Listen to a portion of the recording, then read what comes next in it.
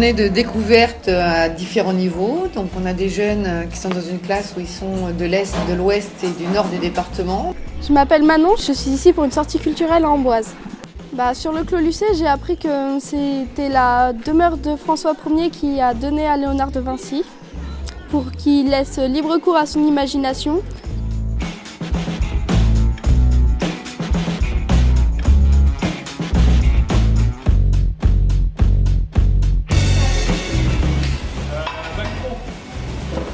Du coup, c'est bien d'aller manger dans un gastronomique parce que du coup, ça permet de se mettre à la place du client et de voir un peu ce qui se passe de l'autre côté du miroir. Et nous, ça nous permet aussi de voir qu'il y a des comportements et des attitudes à avoir vis-à-vis du client. Et c'est plutôt positif.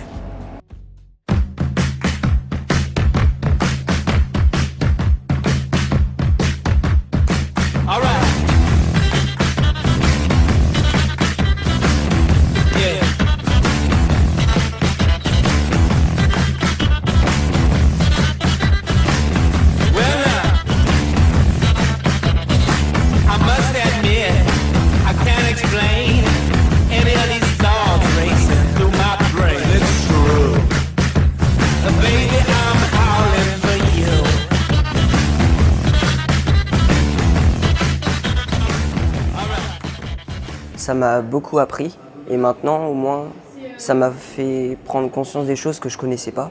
Donc on a découvert les poires tapées que je ne connaissais pas auparavant. Ensuite on a mangé dans un restaurant dans Chinon, puis on a terminé par découvrir les caves de Chinon. Voilà, donc j'imagine que vous connaissez Rabelais puisque j'en parle. Oui. C'est un auteur qui est né à Chinon, qui a écrit notamment Pantagruel, Gargantua et pas mal de livres qui s'inspiraient du vin de Chinon, de la région. Et puis voilà, il a inventé des personnages qui auraient vécu dans cette région, qui auraient eu des aventures ici. Donc je vous invite à continuer. On va aller...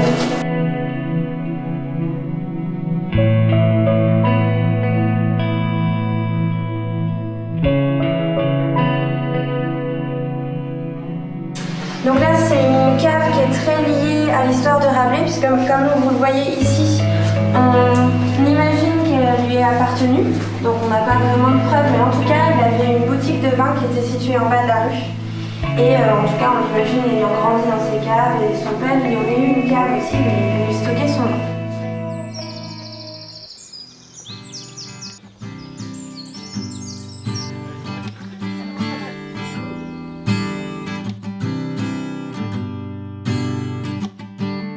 Donc 500 kg de poire tous les mardis et tous les vendredis.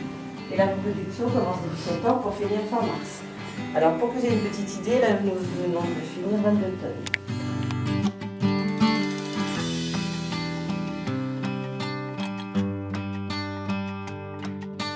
Ces poires-là, quand elles sont conditionnées comme ça, on l'a eu à peu près entre 13 à 14 fois entre les mains.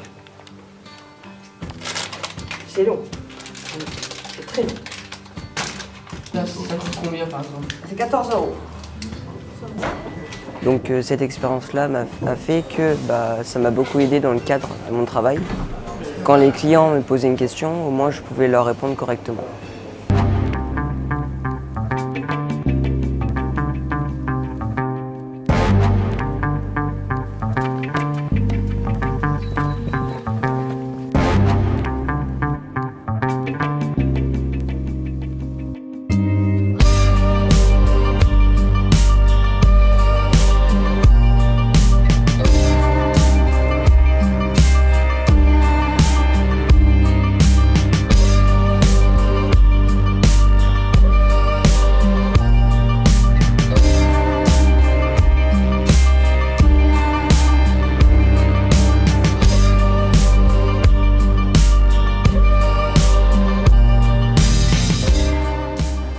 Cette visite, c'est bien car elle m'a servi à beaucoup de choses, à mieux connaître la région, les caves, les vignobles. Donc il y a un travail en amont qui a été fait avec des recherches, des PowerPoint de réaliser, des caouts de réaliser. Et puis après, on aura sûrement un bilan de cette journée qui sera très fructif.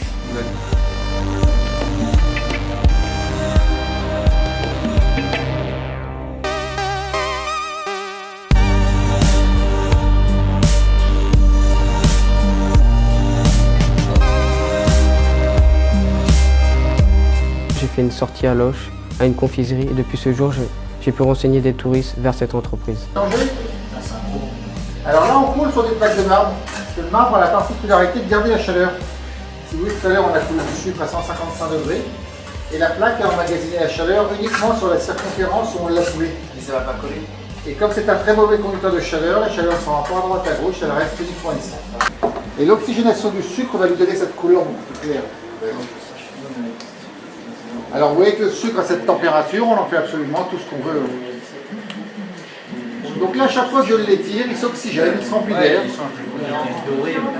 Il va gonfler un petit peu et il va prendre cette couleur beaucoup plus claire et nacrée.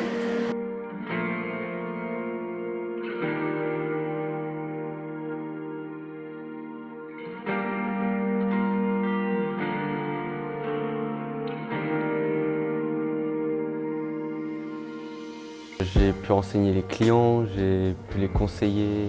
Mais c'est aussi leur faire découvrir l'autre côté, l'autre facette du métier. Ils ont l'habitude d'être en salle, d'apporter des plats aux clients. Là aujourd'hui, on va leur demander en plus de déguster et de profiter un petit peu de ce métier.